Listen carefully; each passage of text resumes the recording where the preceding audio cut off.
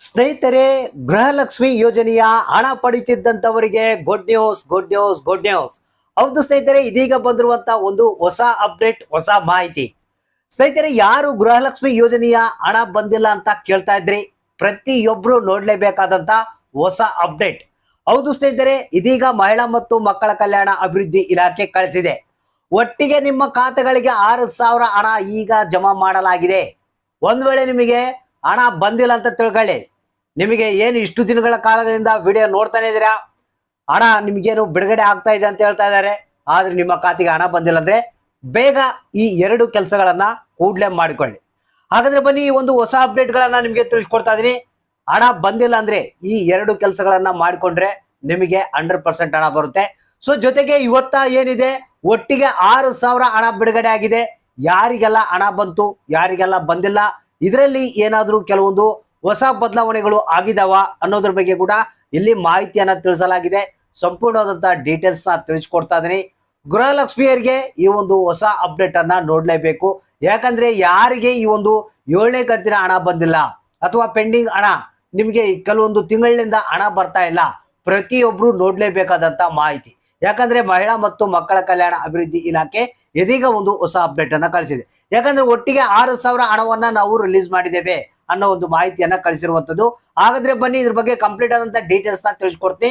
ನಿಮಗೇನಾದ್ರೂ ಹಣ ಬಂದಿಲ್ಲ ಅಂದ್ರೆ ಮಾಹಿತಿಯನ್ನ ನೋಡ್ಲೇಬೇಕು. ಜೊತೆಗೆ ಆದಷ್ಟು ಗೃಹಲಕ್ಷ್ಮಿಯರಿಗೆ ಈ ಒಂದು ಮಾಹಿತಿಯನ್ನ ಶೇರ್ ಮಾಡಿ, ವಿಡಿಯೋಕ್ಕೆ ಒಂದು ಲೈಕ್ ಅನ್ನ ಕೊಟ್ಟು ನಮ್ಮ ಚಾನಲ್ಗೆ ಸಪೋರ್ಟ್ ಅನ್ನ ಮಾಡಿ. ಹೌದು ಸ್ನೇಹಿತರೆ, ಮಹಿಳಾ ಮತ್ತು ಮಕ್ಕಳ ಕಲ್ಯಾಣ ಅಭಿವೃದ್ಧಿ ಇಲಾಖೆಯ ಸಚಿವಾದಂತ ಲಕ್ಷ್ಮಿ ಹೆಬ್ಬಾಳ್ಕರ್ ಅವರು ಇದೀಗ ಒಂದು ಹೊಸ ಅಪ್ಡೇಟ್ ಅನ್ನ ಕೊಟ್ಟಿದ್ದಾರೆ. ಸ್ನೇಹಿತರೆ, ನೇರವಾಗಿ ಮ್ಯಾಟ್ರಿಗೆ ಬರ್ತೀನಿ. ಮೊದಲಿಗೆ ಒಂದು ವೇಳೆ ನಿಮ್ಗೆ ಏನಾದ್ರು ಹಣ ಬಂದಿಲ್ಲ ಅಂತ ತಿಳ್ಕೊಳ್ಳಿ. ಇವಾಗ ನಾವು ಹೇಳ್ತಾ ಇದೀವ ಒಟ್ಟಿಗೆ 6,000 ಹಣ ಬಿಡುಗಡೆ ಆಗಿದೆ ಅಂತ. ಇವತ್ತೇನಾದ್ರೂ ನಿಮ್ಗೆ ಹಣ ಬಂದಿಲ್ಲ, ವೇಟ್ ಮಾಡಿ, ನಾಳೆ ನೋಡಿ. ನಾಳೆ ಕೂಡ ನಿಮ್ಗೆ ಹಣ ಬಂದಿಲ್ಲ ಅಂದ್ರೆ ಬೇಗ ಈ 2 ಕೆಲಸಗಳನ್ನ ಮಾಡಿಕೊಳ್ಳಿ. ಯಾಕಂದ್ರೆ ಲಕ್ಷ್ಮಿ ಹೆಬ್ಬಾಳ್ಕರ್ ಅವರೇ ಒಂದು ಮಾಹಿತಿಯನ್ನ ಕೊಟ್ಟಿರುವಂತದ್ದು. ಸೊ ಯಾರಿಗಾದ್ರೂ ಒಂದು ವೇಳೆ ಹಣ ಬಂದಿಲ್ಲ ಅಂದ್ರೆ ನಿಮ್ಮ ಹತ್ತಿರದ ಮಹಿಳಾ ಮತ್ತು ಮಕ್ಕಳ ಕಲ್ಯಾಣ ಅಭಿವೃದ್ಧಿ ಇಲಾಖೆಯಲ್ಲಿ ಸಿಡಿಪಿಒ ಅಧಿಕಾರಿಗಳಂತ ಇರ್ತಾರೆ.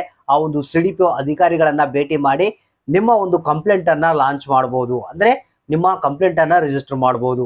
ಇಲ್ಲಂದ್ರೆ ಈಗ ಹೊಸ ಅಪ್ಡೇಟ್ ಅನ್ನ ಸ್ಟೇಟಸ್ ನಲ್ಲಿ ಬಿಡಲಾಗಿದಂತೆ, ನೀವು ಎಲ್ಲಿ ಅರ್ಜಿಯನ್ನು ಸಲ್ಲಿಸಿರ್ತೀರ, ಗ್ರಾಮ 1, ಕರ್ನಾಟಕ 1, ಬೆಂಗಳೂರು 1ಗಳಲ್ಲಿ ಹೋಗಿ ನೀವು ಒಂದು ಸ್ಟೇಟಸ್ ಅನ್ನ ಚೆಕ್ ಮಾಡ್ಕೊಳ್ಳಿ. ಅದರಲ್ಲಿ ಏನ್ ಪ್ರಾಬ್ಲಮ್ ಇದೆ ಅಂತ ತೋರಿಸ್ತಾ ಇದೆ ಅಂತೆ.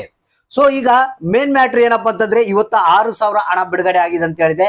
ಹೌದು ಸ್ನೇಹಿತರೆ, ಇವತ್ತ 5ನೇ ಕಂತು, 6ನೇ ಕಂತು, 7ನೇ ಕಂತು, 3 ಕಂತುಗಳ ಹಣವನ್ನ ಒಟ್ಟಿಗೆ 6,000 ಹಣವನ್ನ ರಿಲೀಸ್ ಮಾಡಿದಾರಂತೆ. ಯಾರಿಗಾದ್ರೂ 5ನೇ ಕಂತು, 6ನೇ ಕಂತು, 7ನೇ ಕಂತಿನ ಹಣ ಬಂದಿಲ್ಲ ಅಂದ್ರೆ ನಿಮ್ಮ ಖಾತೆಗಳಿಗೆ ಇವತ್ತ ಹಣ ಜಮಾ ಆಗಿದೆ.